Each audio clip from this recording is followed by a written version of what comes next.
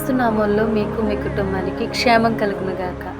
ఎలా ఉన్నారండి? అందరూ బాగున్నారా? చర్చ్ పనులు జరుగుతున్నాయి కాబట్టి దయచేసి అందరూ మందిర పనులు చక్కగా జరుగుట కొరకు మీ అందరి ప్రార్థన మాకెంతో అవసరమై ఉంది కాబట్టి దయచేసి అందరూ ప్రార్థన చేయండి.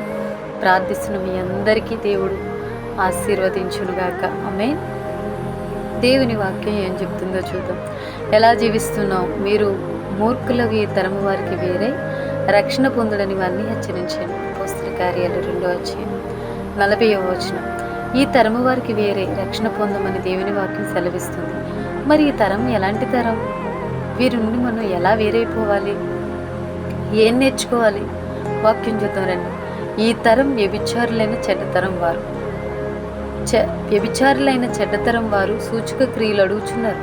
నిజమే. ఏటి సంఘాన్ని సమాజాన్ని మనం చూసినట్లయితే ఎక్కడి చూసినా కానీ వ్యభిచారము చేత పట్టబడిన వారి అక్రమ సంబంధాలతో అసంఘికమైన కార్యక్రమాలు చేస్తూ శరీరమును మనస్సును పాడు చేసుకుని ఒకరినొకరు చంపుకుంటున్నారు. ఈ తరం దుష్టతరం. అపవిత్రాత్మ ఒక మనుష్యుని వదిలిపోయిన తరువాత అది విశ్రాంతి వెదుగుచు నీరు లేని చోట్ల తిరుగుచుంది. విశ్రాంతి దొరకనందున నేను నా వదిలి వచ్చిన నా ఇంటికి తిరిగి వెళ్ళుదుననుకుని వచ్చి ఆ ఇంట ఎవరునూ లేక అది ఊడ్చి అమిర్చి ఇంట చూచి వెళ్ళి తనకంటే చెడ్డవైన మరి 7 దెయ్యములను వెంటబెట్టుకుని వచ్చును. అవి దానిలో ప్రవేశించి అక్కడిని కాపురముండును.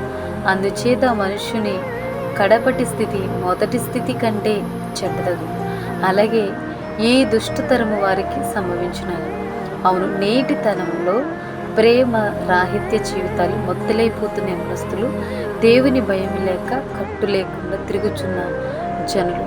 నోవహు ఓడలోనికి వెళ్ళిన దినం వరకు జనులు తినుచు త్రాగుచు పెండ్లాడుచు పెండ్లికి ఇవ్వబడుచు ఉండేది.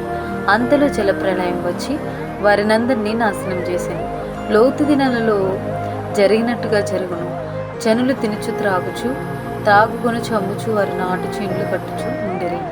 అవును, నేటి దినాలలో జరుగుచున్నది కూడా ఇదే.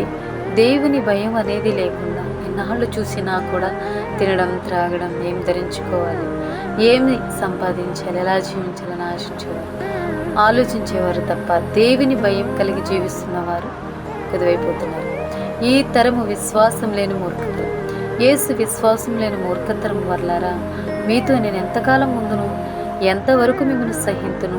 ప్రార్థించేవారు ఉంటున్నారు, వాక్యం చదివేవారు ఉంటున్నారు, కానీ ప్రతికూల పరిస్థితుల యందు అనుకూల పరిస్థితుల యందు అన్ని పరిస్థితుల యందు దేవుని యందు విశ్వాసం ఉంచేవారు కుదివైపోతున్నారు.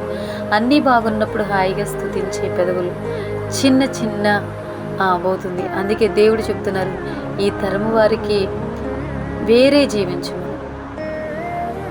చిన్న సమస్య రాగానే మోగబోతున్నాయి.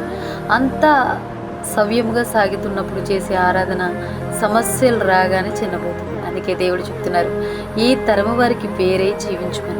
శిష్యులు కూడా అదే తరంలో జీవించారు.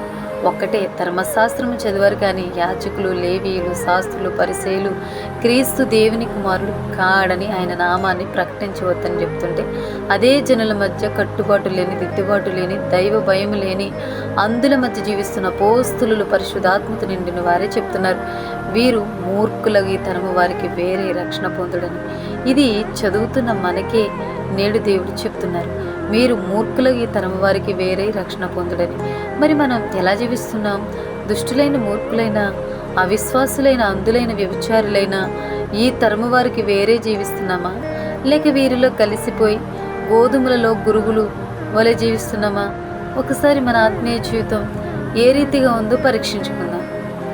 దేవుడి మాటల ద్వారా మీతో మాట్లాడినట్లయితే లైక్ చేయండి, షేర్ చేయండి, సబ్స్క్రైబ్ చేయండి. God bless you all.